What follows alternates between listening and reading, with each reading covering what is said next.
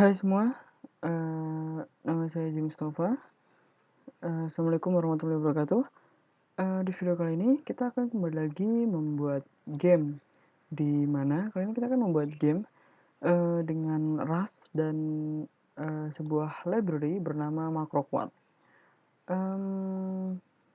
Ya mungkin teman-teman ada yang tahu bahasa pemrograman Rust. Mungkin kalau misalkan kita searching apa itu bahasa apa namanya program Rust.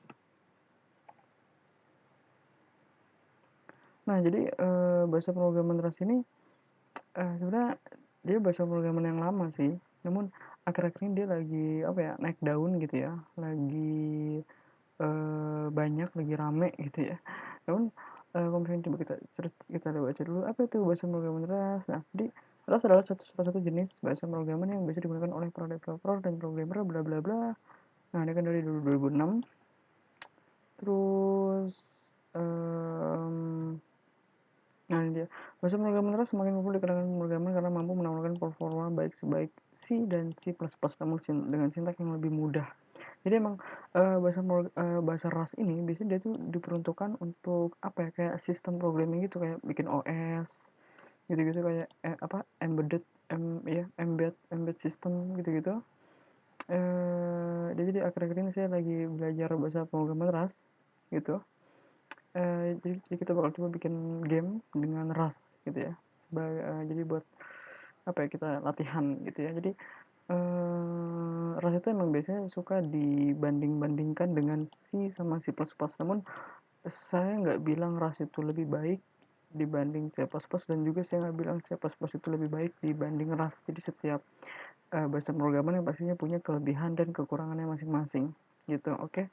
Namun di sini kita bakal belajar Rust, kita bakal bikin game dengan Rust dan sebuah game library namanya MacroQuad. Jadi ini dia MacroQuad. Di sini dia bilang simple and easy to use game library for Rust programming. Nah, Rust itu punya beberapa game library. Yang paling terkenal, salah satunya yang paling terkenal itu namanya Beefy. Beefy. Oke, ini dia namanya nih. Ini dia. Beefy Engine. Nah, ini dia. Ini salah satu game library-nya yang lumayan terkenal di Rust. Cuma di sini dinamain game engine, tapi terserah lah ya. Nah, ini salah satu yang paling terkenal. Namun di sini kita bisa bergabung MacroQuad karena MacroQuad ini apa ya? Dia tuh sederhana, simple, dan apa ya? Lumayan friendly untuk teman-teman pemula yang mungkin pengen belajar Rust sambil bikin game gitu. Dan karena Rust ini tuh sangat amat mirip dengan game library yang pernah saya gunakan namanya Raylib. Nah, jadi nantinya kita bakal bikin game tic-tac-toe. Jadi di sini saya udah pernah bikin game tic-tac-toe gunain Raylib di sini. Jadi ini dia gamenya tic-tac-toe. Mungkin kalian udah tahu gamenya ya. Mungkin saya bikin coba di sini, bikin player 1, terus ini sekarang player 2, sekarang gantian mungkin dia taruh di sini, lalu player 1 di sini lagi, lalu player 2 misalkan di sini, nah player 1 di sini. Nah, player 1 menang, terus bisa mencet R buat restart. Dan ini skornya juga berubah gitu. Ini saya kasih player 2 di sini, player 2 player 1 di sini, player 2 di sini, player 1 di sini, player 2 di sini, dan sekarang player 2 menang gitu. Dan intinya kita bakal bikin ini menggunakan Rust dan MacroQuad gitu. Kalau ini kan saya bikinnya saya pernah bikin waktu itu gunain C++ sama Raylib ya. Namun nanti kita bakal coba bikin ini ulang menggunakan Rust dan MacroQuad gitu. Oke. Ya, di sini saya udah ada ininya apa namanya? Folder codingnya. Nah, sebelum teman-teman ya pastinya mengikuti tutorial ini, kalian harus sudah menginstal Rust dulu ya. Kalian bisa aja langsung ke Rustlang. Nah, di sini kalian bisa ke sini nih, ke Rust Programming Language. Kalian klik, nantinya ada ini ya bagian install ya. Kalian bisa klik install. Nah, kalian bisa ikutin aja untuk yang bagian Windows, untuk yang Linux. Lumayan sederhana kok. Jadi atau kalian bisa searching aja di YouTube atau di Google cara menginstal Rust. Nah, setelah kalian menginstal Rust, kalian bisa ini kalian bisa datengin ini crates.io. Nah, Crutch.io ini tuh pada dasarnya tuh seperti npm. Jadi kalian tahu kan Node Package Manager yang bisa buka npm. Nah, jadi ini kan npm nih ya. Oh, ini udah beda ya ininya websitenya. Saya terakhir kali nggak begini. Nah, jadi di npm itu kan kita kan bisa nemuin apa ya, package apa aja gitu. Misalnya saya mau nyari React. Nah, di sini kan ada banyak banget, ada React.js, ada RxJS, ada React DOM. Nah, sebenarnya Crutch.io ini sama seperti npm. Nah, jadi isinya kayak package-package yang dikhususkan untuk Rust gitu. Ya, misalkan kita mau nyari package untuk ini, misalkan WebAssembly, kita bisa klik aja. Habis itu nanti dia bakal muncul nih, oh ada instan, ada wasi, bla bla bla dan segala macam. Nah, jadi saya bakal cari makro quad. Nah, kita bisa klik ini. Nah, ini dia makro quad. Nah, setelah itu kalian bisa copy aja ininya. Ya kan, ini kan ada cara ini untuk installnya. Nah, kalian bisa copy aja ininya, lalu kalian ke bagian kargo. Karena di Rust itu ketika kalian sudah menginstal Rust itu kalian bisa gunain kargo. Jadi kargo itu ya kayak Node.js. Misalnya kita mau install sesuatu kan misalnya npm install ya kayak gitulah, kayak gitu kurang lebih. Nah, kalian bisa ke bagian cargo.toml-nya, lalu kalian taruh di bagian dependencies. Ya kan, jadi ini tuh kayak apa ya, kalau di JavaScript tuh kayak package JSON, ya kan? Dia ada package JSON-nya gitu. Ya ininya, ya ini kayak ya ini package JSON.log-nya. Jadi persis kayak apa namanya? Node.js gitu. Jadi kayak file-file folder di JavaScript. Kalau misalnya kalian mungkin seorang programmer web, kalian pasti udah familiar dengan seperti ini. Oke. Kayak gitu. Nah, kalian bisa copy aja ininya di sini. Kalian taruh aja di sini. Kalau di sini versinya agak beda ya. Tapi nggak apa-apa kok. Maksudnya apa namanya? Kalian gunain aja yang versi terbaru. Ya kan, walaupun di sini saya versinya agak beda, namun tetap kalian gunain versi yang terbaru aja. Oke, maksudnya perbedaannya mungkin nggak begitu signifikan, pasti apa namanya, dikit lah, perubahan dikit-dikit. Oke. Nah, kalian bisa copy aja kode yang ada di sini, ya kan? Kalian bisa copy aja kode yang di sini. Lalu untuk ngejalaninnya, kalian bisa buka terminal, ya kan? Oke, mungkin sebelum itu saya bakal ngejelasin beberapa baris kodenya di Rust. Jadi use ini gimana ya, berdasarnya kita kayak mengimport semua fungsionalitas yang ada di makro quad gitu. Ya, nanti kita bisa gunain draw tekstur, draw text buat tampilin tekstur ataupun teks. Walaupun di sini kita nggak akan gunain tekstur apapun, kita hanya bakal gunain mungkin rectangle dan juga apa namanya, lingkaran, ya kan? Nah, di sini sebenarnya untuk config ya. Jadi kita nanti bakal ngasih config kita, dan lalu di sini ada function main-nya. Nah, sama seperti C++, kalau kita mau nampilin apapun itu, kita harus ada di function main di sininya. Kan di function main. Untuk async ini teman-teman nggak usah bingung aja. Nggak usah dipikirkan.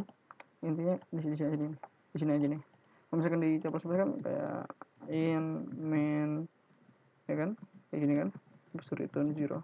Kayak gini kan. Nah, di Rust itu pun juga dia ada ini apa namanya, function main-nya. Dia gunain fn gitu untuk mendefinisikan functionnya.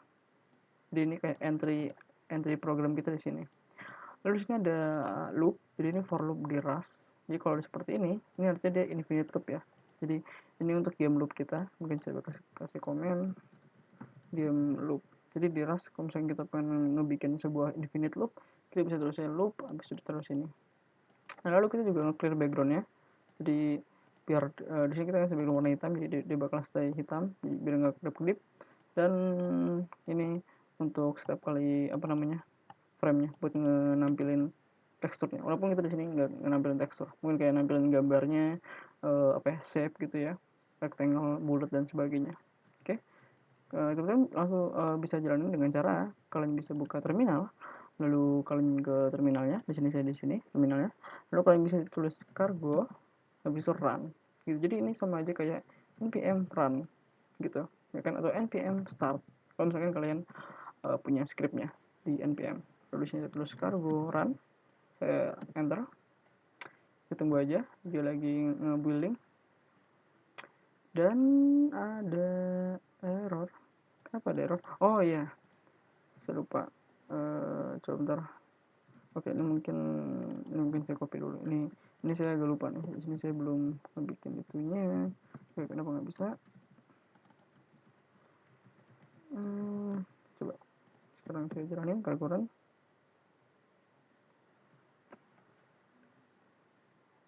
Oke, bisa sekarang. Kita lihat. Agak lama. Pertama kali memang agak lama, namun setelah itu bakal lebih cepat. Dan ini dia. Ini kita apa namanya? Window kita di sini.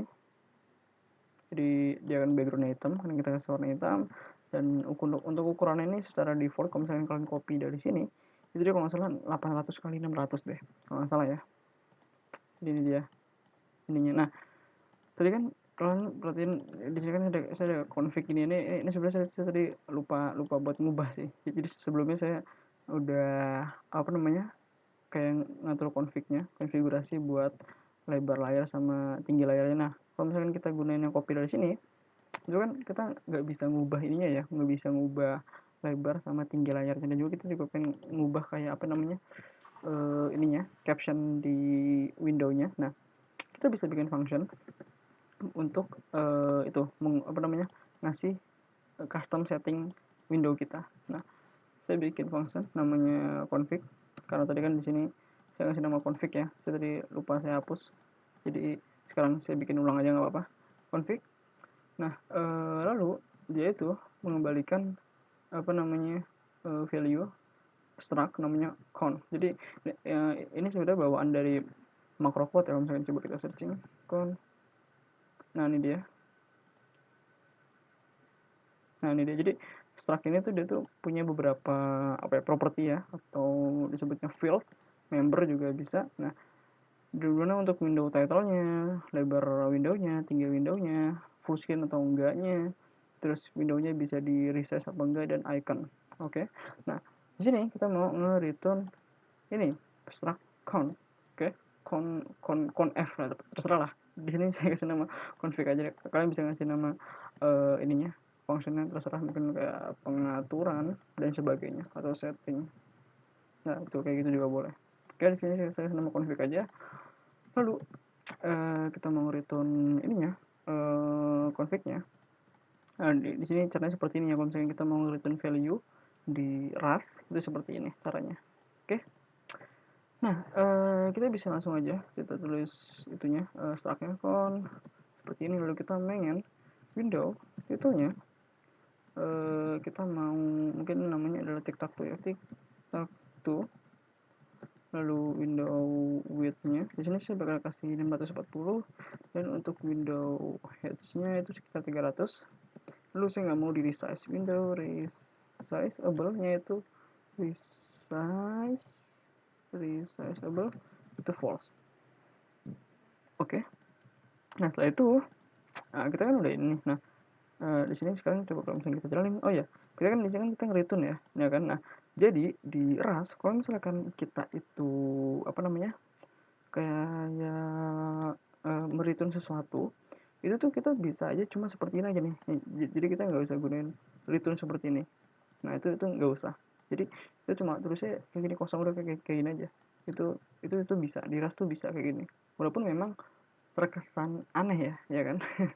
Aneh kok kayak gini bisa nge-return gitu kan, tapi itu di Rust itu bisa kayak gini. Oke. Namun kalau misalnya kalian mau nambah return seperti ini itu juga nggak apa-apa. Namun di sini saya nggak bakal ngasih karena biar kita kayak gunain fitur-fitur yang ada di Rust gitu. Oke. Kalau sekarang kita jalanin, kalau kita section lagi, saya terus ke argotan.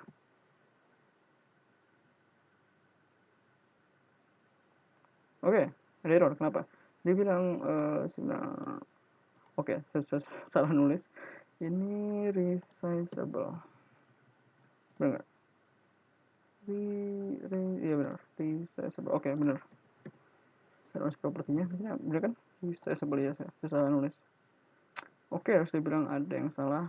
Dan oh iya betul, karena kita nggak ngisi keseluruhan ininya, high DPI, full screen-nya dan sebagainya, ada sampel count, harus ada icon. Oke, nah jadi kalau misalkan di Rust, kalau misalkan kita tuh nggak mau ngisi seluruh ininya, seluruh apa namanya propertinya, nah kita bisa gunain default. Jadi ya, seperti ini, default gitu.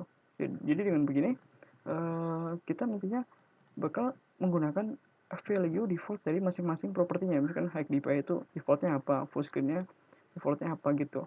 Jadi seperti itu. Kalau misalkan kalian mau gunainnya ya kalian pakai aja, misalkan full screennya mau true gitu kan. Nah kalau misalkan kalian nggak mau gunain, kalian bisa ngasih default seperti ini. Oke, misalkan kita jalanin sekarang Kargoran. Jadi sebenarnya ini defaultnya juga udah disediain sama makro kuatnya. Jadi dengan kita ngasih default, otomatis kita nggak harus capek-capek ngikutin seluruh properti yang ada di sini. Lalu kita ngasih misalkan ini false karena kita nggak mau full screen, tapi kita bisa langsung default aja, jadi default aja gitu. Jadi kita bisa ngasih properti yang pengen kita mau aja. Oke, sekarang coba kita save, kita jalanin kode kita. Kargoran. Oke, kenapa? Oh, ya saya lupa. Jadi string di sini dia itu kalau misalnya kita lihat, nah dia itu menerima string. Jadi kalau misalnya kita tulis seperti ini, itu ya ini tuh string, namun dia tuh stringnya tuh bukan string yang ini, string seperti ini. Jadi dia tuh apa namanya, di Rust tuh ada namanya kayak str. Nah jadi value str seperti ini nih, itu berbeda dengan string. Yang ini kan tulis string gini ya. Kalau misalkan str itu berbeda dengan string. Mungkin kalau teman-teman tahu bahasa pemrograman Rust, teman-teman tahu ini, tahu itu kenapa di sini error gitu ya, karena antara string dan str itu berbeda. Nah teman-teman bisa perhatiin di sini, nah expected struct string dimana dia ngefont malah ini str gitu. Oke.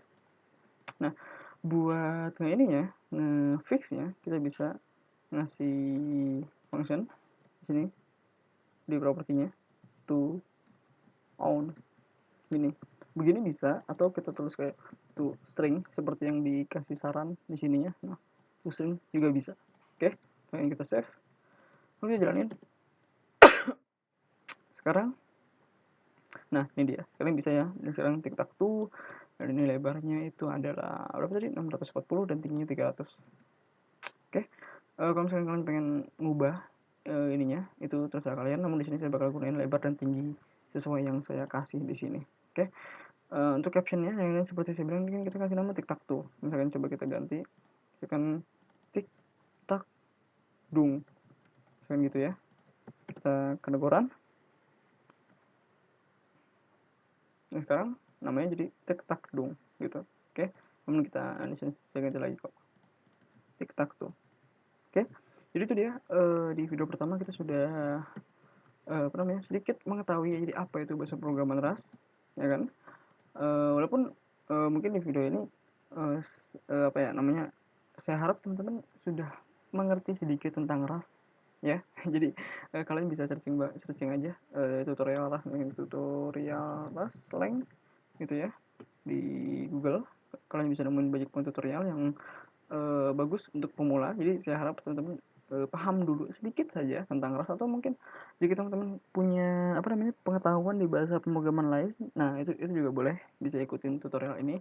Namun jika teman-teman belum sama sekali mengerti tentang Rust ataupun belum pernah belajar bahasa pemrograman sama sekali, mungkin saya harap kalian bisa belajar dulu, karena ya nanti saya bakal ngejelasin kodenya, namun tidak sedetil kayak kalian mungkin belajar di kuliahan atau di sekolah gitu. Jadi nggak detail banget gitu. Jadi saya harap kalian bisa coba dulu untuk belajar, ya kan. Nanti setelah itu balik lagi ke sini gitu. Oke. Dan ya itu dia, kita sudah berhasil untuk mengatur ini konfigurasi untuk lebar layar, caption dan sebagainya. Jika teman-teman suka video ini, mohon untuk di like, share dan subscribe. Semoga bermanfaat dan sampai jumpa. Oke. Jadi nantinya ketika kalian sudah nambahin dependencies, kalian jalanin aja cargo run. Itu nantinya dia bakal nge-build gitu. Jadi nanti bakal ada folder target kayak gini nih. Gitu. Oke. Yang misalkan saya tadi lupa ngasih tahu gitu. Oke, dan sekarang nanti pokoknya kalian udah ngasih dependencies, kalian copy aja nih yang ada di sini nih, yang tadi di makro kuat. Mana tadi?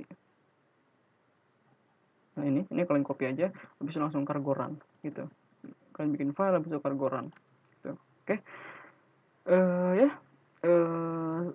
Sampai assalamualaikum warahmatullahi wabarakatuh. Oke. Sampai jumpa.